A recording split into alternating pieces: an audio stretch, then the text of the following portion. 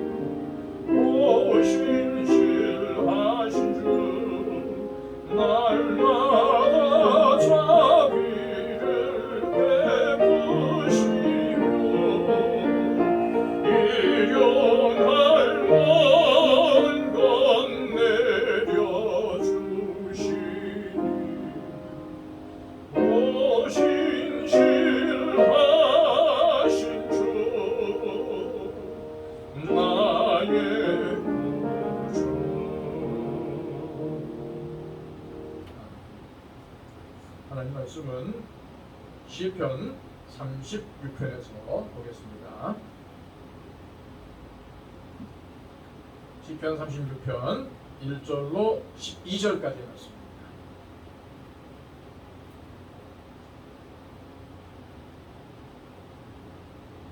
하나님의 말씀입니다.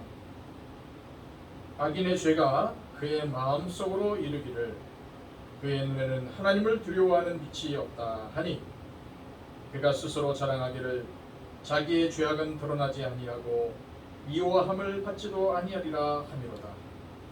그의 입에서 나오는 말은 죄악과 속임이라. 그는 지혜와 선행을 그쳤도다. 그는 그의 침상에서 죄악을 꾀하며 스스로 악한 길에 서고 악을 거절하지 아니하는도다. 여호와여, 주의 인자하심이 하늘에 있고 주의 진실하심이 공중에 사무쳤으며 주의 의의는 하나님의 산들과 같고 주의 심판은 큰 바다와 같으나이다. 여호와여, 주는 사람과 짐승을 구하여 주시나이다. 하나님이여, 주의 인자하심이 어찌 그리 보배로우신지요. 사람들이 주의 날개 그늘 아래에 피하나이다.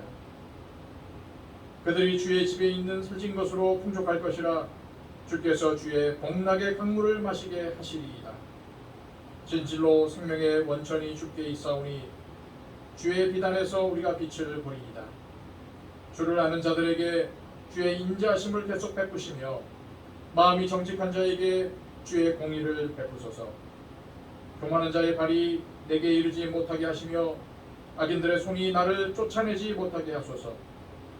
악을 행하는 자들이 거기서 넘어졌으니 엎드러지고 다시 일어날 수 없으리이다. 아멘. 오늘 본문의 말씀은 다윗이 경험한 악인과 또 자신의 삶을 통해서 악인과 의인의 중요한 차이점에 대해서 말하고 있습니다. 자, 그렇다면 먼저 악인에 대해서 살펴볼까요? 악인의 가장 큰 특징은 하나님을 두려워하지 않는다는 것입니다. 1절 말씀을 제가 한번 다시 읽겠습니다. 악인의 죄가 그의 마음속으로 이르기를 그의 눈에는 하나님을 두려워하는 빛이 없다 하니. 악인은 하나님을 두려워하지 않기 때문에 악을 행하는 것입니다. 하나님을 두려워하지 않는다는 것은 하나님을 전혀 의식하지 않는다는 것을 의미합니다. 마치 하나님이 없는 것처럼 행동하는 거죠. 여러분, 어떤 사람들은 귀신 생각만 해도 귀신을 무서워하는데 우리가 믿는 하나님은 전능하신 하나님이시며 모든 인류를 심판하시는 분이심에도 불구하고 사람들이 이 하나님을 전혀 의식하지 않기 때문에 두려워하지도 않고 제 마음대로 악을 행하며 사는 것입니다. 그런데 문제는 오늘날 소위 하나님을 믿는다는 사람들조차도 하나님을 의식하지 않고 마치 하나님이 안 계신 것처럼 살 때가 많다는 거예요. 하루 종일 살면서도 하나님을 한 번도 생각하지 않습니다. 하나님을 의식하지 않고 자기 마음대로 살기 때문에 결국은 죄를 범하는 삶을 살 수밖에 없어요. 오늘 말씀에 의하면 하나님을 두려워하지 않는 삶, 즉 하나님을 의식하지 않는 삶은 악이라고 규정을 하고 있습니다. 악인은 그 악을 통해서 얻어지는 이익만을 생각합니다. 그래서 사람을 사기치더라도, 사람을 죽이더라도 그들이 가지고 있는 재물을 빼앗으면 만족하는 거예요. 빈일이 어떻게 될지 전혀 생각하지 않습니다. 그것이 극히 작은 것이며 후에는 그 죄의 대가가 훨씬 더 크다는 것은 생각하지 않고 당장의 작은 유익, 작은 이익만을 생각하며 악을 행합니다. 자, 2절 말씀 보겠습니다. 그가 스스로 자랑하기를 자기의 죄악은 드러나지 아니하고 미워함을 받지도 아니하리라 하미로다. 악인은요, 마치 자기의 죄가 드러나지 않을 것처럼 생각을 해요. 범죄를 저질러도 자기가 걸리지 않을 거라고 생각합니다. 그래서 죄를 범하는 거예요. 그래서 이들은요, 앉으나 서나 늘 죄 지을 공기만을 하며 악을 행합니다. 자, 4절 말씀입니다. 그는 그의 침상에서 죄악을 꾀하며 스스로 악한 길에 서고 악을 거절하지 아니하는도다. 악인은 오직 자신의 이익을 추구하는 것이 우선이기 때문에 선을 행할지를 모릅니다. 오직 자기 자신의 이익을 위해 살면서 그 이익을 추구하며 살기 때문에 악을 서슴지 않고 행하는 거예요. 이런 악인의 특징이 뭐라고 했습니까? 바로 하나님을 두려워하지 않는 것이라고 말씀드렸습니다. 사랑하는 여러분, 저와 여러분은 늘 하나님을 두려워하며 그 하나님을 의식하며 살고 있습니다. 아니면 하나님을 의식하지 않고 오직 이익만 추구하며 살고 있습니다. 하나님을 두려워하지 않으면 악인이 될 수밖에 없다는 사실을 반드시 기억해야 합니다. 자, 이번에는 의인에 대해서 살펴보도록 하겠습니다. 의인은 악인과 반대죠. 의인은 하나님을 두려워합니다. 의인은 하나님을 의식하며 살기 때문에 하나님을 두려워할 수밖에 없죠. 의인은 하나님이 어떠한 분이신지를 잘 압니다. 그러기에 더욱더 하나님 앞에서 하나님을 의식하며 살게 됩니다. 자, 5절 말씀입니다. 여호와여, 주의 인자하심이 하늘에 있고 주의 진실하심이 공중에 사무쳤으며. 자, 의인은요, 하나님의 인자, 다시 말해서 하나님의 사랑하심이죠. 하나님의 진실, 하나님의 진실하심이죠. 이 하나님의 인자하심과 하나님의 진실하심이 하늘과 공중, 다시 말해서 온 세상에 가득하다는 사실을 잘 알고 있습니다. 공기가 온 세상에 가득 차 있어도 무지한 사람들은 공기가 있다는 사실조차도 의식하지 못하며 살아가듯이 악인은 온 세상에 가득한 하나님의 사랑과 진실하심을 모릅니다. 의식하지 못해요. 왜요? 하나님을 믿지도 않고 하나님을 의식하지도 않기 때문이죠. 그러나 하나님이 어떤 분이신지를 잘 알고 하나님을 날마다 의식하며 사는 사람은 세상을 바라볼수록, 세상에 살아갈수록 온 세상에 하나님의 인자하심과 하나님의 진실하심이 가득하다는 사실을 깨닫고 하나님께 감사와 찬양을 드릴 수밖에 없습니다. 그러기에 다윗은 그가 경험한 하나님에 대해서 이런 말을 해요. 7절 말씀입니다. 하나님이여, 주의 인자하심이 어찌 그리 보배로우신지요. 사람들이 주의 날개 그늘 아래에 피하나이다.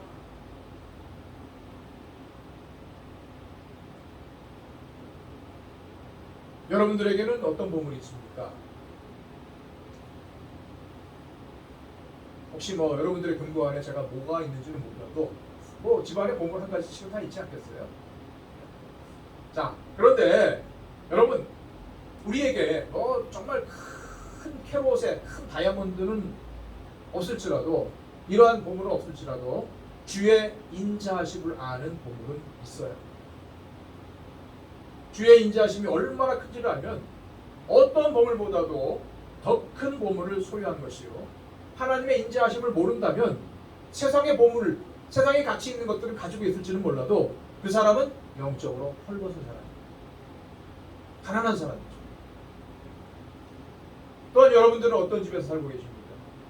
아파트, 빌라, 전원주택 등등, 이 집의 종류도 많습니다. 그러나 분명한 것은 그 집이 어떤 집이라 할지라도 우리의 고통과 대적의 공격까지 막아주지 못할 것입니다. 그런데 주의 날개 그늘이라는 집은 우리를 고통 속에서도 쉬게 해주고 대적의 공격도 확실하게 막아주는 가장 좋은 집입니다. 많은 사람들이 보물과 집을 얻으려고 평생을 쉬지 않고 일합니다. 그러나 우리 믿는 사람들은 하나님의 사랑을 아는 보물과 하나님의 날개 그늘이라는 집을 짓기 위해서 평생을 살아가야 합니다. 그 보물과 집은 너무너무도 귀한 것이고 우리에게는 반드시 있어야만 되는 것이기 때문입니다. 그러기 위해서는 저와 여러분이 늘 하나님 편에서 하나님과 동행하고 있는지를 살펴야 합니다. 그래야 보물이 만들어지고 집이 지어져 가기 시작하는 거죠. 하나님과 동행하는 것이 우리가 반드시 소유해야 할 보물과 지배 재료가 된다는 사실을 오늘도 명심하시고 오늘도 하나님과 동행하시는 삶을 사시기를, 오늘도 사람의 편이 아니라 하나님 편에 서시는 삶을 사시기를 축복합니다. 기도하겠습니다.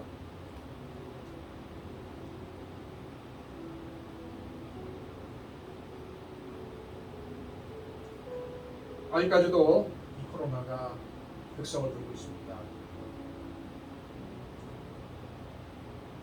줄어드는 것처럼 보이는 코로나, 그러나 줄어들지도 않고 어느 순간 또 늘어나고, 줄어들다가도 또 늘어나고, 계속적으로 확산 일변도 있죠. 이 세계를 힘들게 하는 코로나가 한속히 소멸되게 해달라고 이 시간 간절히 기도해 주시기 바랍니다. 코로나로 인해서 어려워하는 사람들을 위해서 기도해 주시고요, 또 한국 교회를 위해서 기도해 주시고, 또 우리 교회에 속한 성도님들을 위해서 기도해 주실 때 특별히 육신의 질병을 가지고 있는 여러 가지 어려운 가운데 있는 분들을 위해서 기도해 주십시오. 재정아 형제를 위해서 기도해 주시기를 바랍니다. 또 우리 노건사님들, 노집사님들 건강을 위해서도 기도해 주시기 바랍니다. 또 우리 교회가 성장하는 교회로, 또 하나님의 사명을 회복하는 교회로 다시 서게 해달라고 기도해 주시고요. 또 우리 항존직 끝에 자들을 위해서 기도해 주시기 바랍니다. 이 시간 우리 다 함께 묵상으로 기도하시겠습니다.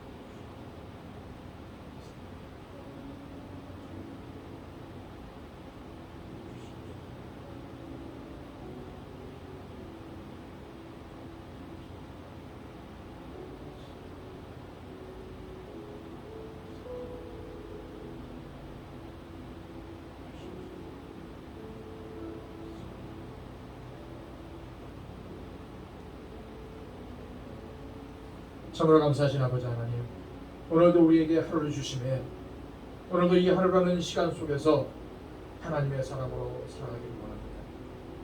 아버지 하나님, 오늘도 많은 사람들이 세상의 보물을 향해서 또 더 좋은 집에 살기 위해서 살아가지만, 저희들은 하나님의 인자하심이라는 보물을 얻기 위해서, 또한 하나님의 날개 그늘 아래 거하기 위해서 살아가게 하여 주옵소서.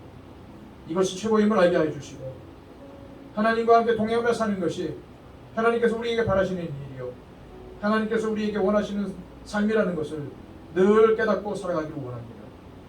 주님, 오늘도 우리 성도들 하나님 앞에 무릎 꿇습니다. 하나님의 도우심을 구합니다. 하나님의 역사를 구합니다. 하나님, 의로우신 오른손으로 붙들어 주셔서 이 어려운 세상 가운데, 이 힘든 세상 가운데 인도하여 주옵소서. 오늘의 삶도 하나님과 함께 동행함으로 승리로 맞춰지는 삶이 되기를 원합니다. 오늘도 하나님, 우리의 입술을 벌려서 하나님을 찬양하며 오늘도 우리의 모든 것을 다해 하나님께 영광 돌리는 삶을 살게 하여 주옵소서.